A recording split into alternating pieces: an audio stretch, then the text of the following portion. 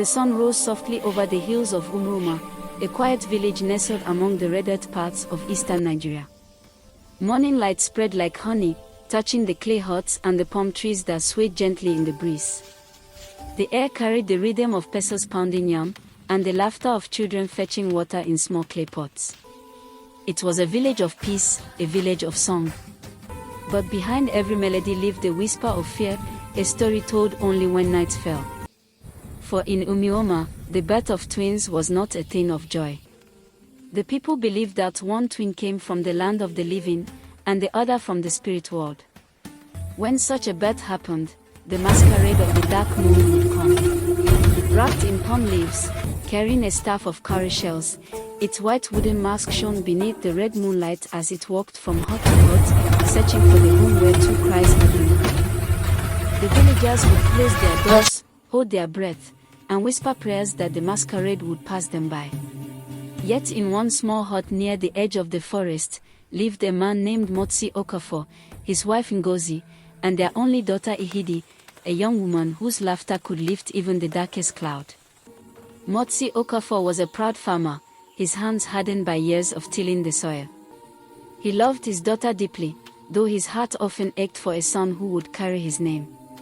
But Ihidi was his treasure, hardworking, beautiful, and full of grace. Then, one quiet evening, everything changed.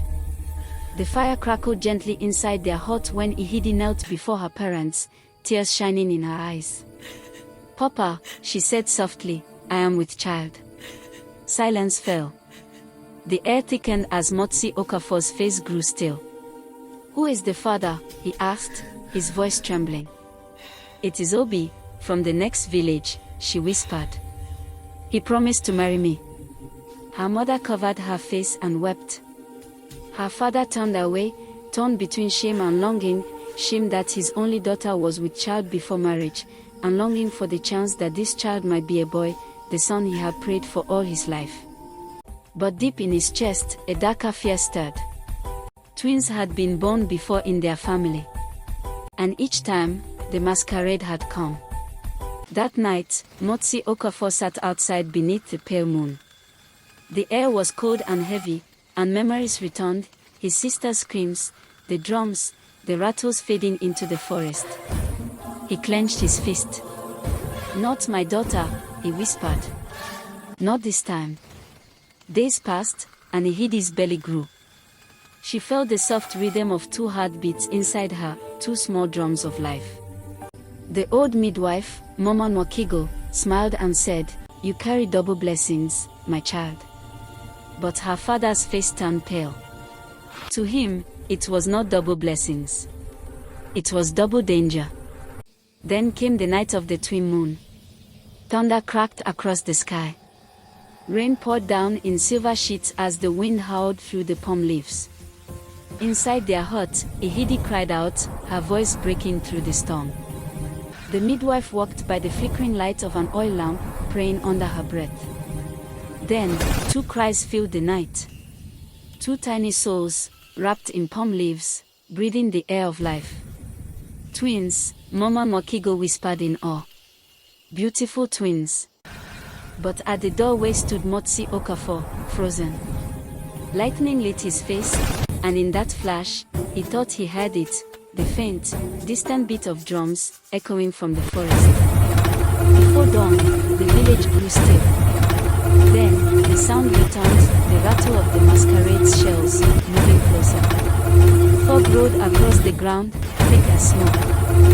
The villagers closed their doors, whispering, "Let it pass us by." But the masquerade did not pass.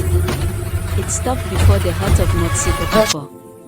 Inside, Ihidi clutched her babies tightly as her mother wept. The rattles grew louder. The door shook. "Hide, my child," her mother cried. But Ihidi stood. Her body weak, her spirit fierce. She wrapped her babies in cloth, lifted them in her arms, and stepped into the storm. The masquerade towered before her, a figure of shadow and mist, its mask gleaming white beneath the fading red moon. Ihidi's voice rose against the wind. "If you want a life, take mine, but you will not take my children." Behind her, Motsi Okafor fell to his knees, tears streaming down his face. For a moment, the world held its breath. The masquerade raised its staff, and then, from the heavens, a ray of light pierced through the clouds. It fell upon Ihidi and her twins, golden and pure. The masquerade trembled. The rattles fell silent. Then, with a sound like thunder breaking, its mask split and crumbled into the earth. The storm ceased. The wind calmed. And Ihidi stood, still holding her babies, as dawn broke over Umurma. When the villagers came, they found her beneath the ancient tree in the forest, her twins sleeping peacefully in her arms. Beside her lay the broken mask of the masquerade, half buried in dew. They knelt before her, whispering. She faced the spirits, and won. That morning, the curse was broken. No longer would fear chase the cries of newborn twins. Ihidi became the symbol of hope, the mother who faced the spirits and changed her people's hearts forever. And when the moon shines bright over Umurma, if you look toward the sacred tree, you will see them, 2 stars, side by side in the night sky. The twins who lived. The twins who remind the world that love is stronger than fear. And that a mother's courage can silence even the oldest curse. Flute Fates. End title: The Night of the Twin Moon, an African Fairy Tale.